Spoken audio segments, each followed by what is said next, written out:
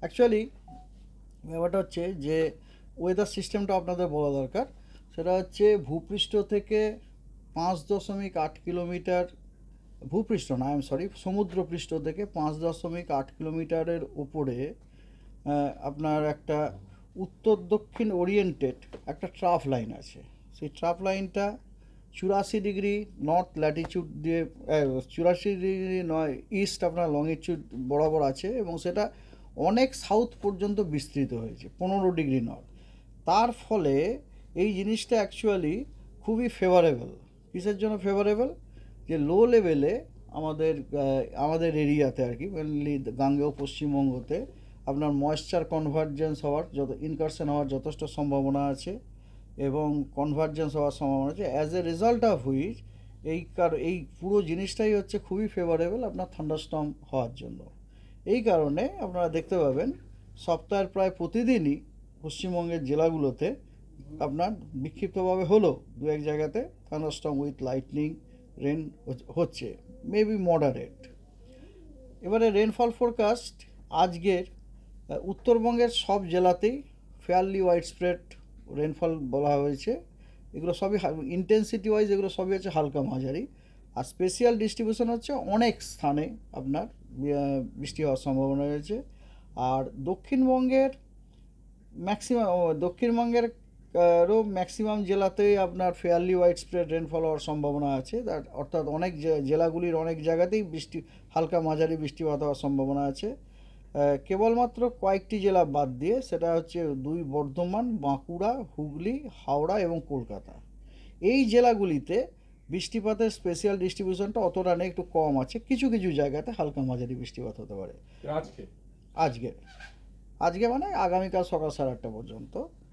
এই কটা জেলা বাদ দিয়ে গাঙ্গেয় পশ্চিমবঙ্গের বাকি জেলাগুলিতে কিন্তু আপনার অনেক জায়গাতেই হালকা মাঝারি বৃষ্টিপাত হতে পারে। আগামীকাল 30 তারিখে কেবলমাত্র গাঙ্গেয় পশ্চিমবঙ্গের পশ্চিমের কয়েকটি জেলা, সেগুলি হলো পুরুলিয়া, পশ্চিম বর্ধমান, বাঁকুড়া, ঝাড়গ্রাম এবং পশ্চিম মেদিনীপুর। এই জেলাগুলিতে অনেক জায়গা জুড়েই আপনার হালকা এবং মাঝারি বৃষ্টিপাত হওয়ার সম্ভাবনা আছে, অর্থাৎ ফেয়ারলি ওয়াইড স্প্রেড রেনফলের সম্ভাবনা আছে।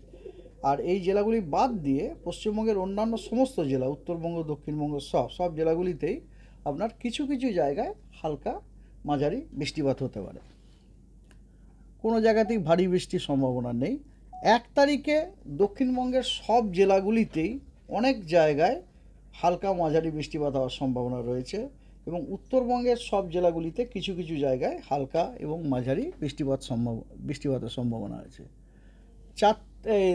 2 তারিখে আপনার দক্ষিণবঙ্গের পুরো পশ্চিমের যে জেলাগুলো আছে, ইনক্লুডিং মুর্শিদাবাদ, অফকোর্স, মুর্শিদাবাদ, বীরভূম, পশ্চিম বর্ধমান, পুরুলিয়া, বাঁকুড়া, ঝাড়গ্রাম এবং পশ্চিম মেদিনীপুর, এই জেলাগুলিতে অনেক জায়গাতেই আপনার হালকা এবং মাঝারি বৃষ্টিপাত হওয়ার সম্ভাবনা রয়েছে, এবং দক্ষিণবঙ্গের বাকি জেলাগুলিতে কিছু কিছু স্থানে হালকা মাঝারি বৃষ্টিপাত হতে পারে।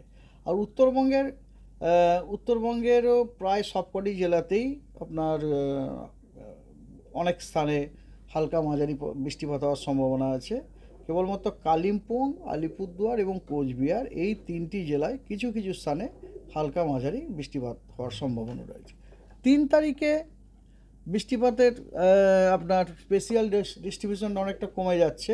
3 তারিখে পশ্চিমবঙ্গের জেলাগুলিতে আইদার কিছু কিছু স্থানে অথবা আপনার 1-2 জায়গায় বিক্ষিপ্তভাবে হালকা এবং মাঝারি বৃষ্টির সম্ভাবনা রয়েছে 3 তারিখে। 4 তারিখে উত্তরবঙ্গের সবকটি জেলাতেই অনেক জায়গায় হালকা মাঝারি বৃষ্টিপাত হওয়ার সম্ভাবনা আছে, এবং কিন্তু দক্ষিণবঙ্গের সবকটা জেলাতেই কিছু কিছু স্থানে হালকা মাঝারি বৃষ্টিপাতের সম্ভাবনা আছে। This is true for day 5 also, 5th may also. এরপরে ওয়ার্নিংয়ে আসা যাক। আজকে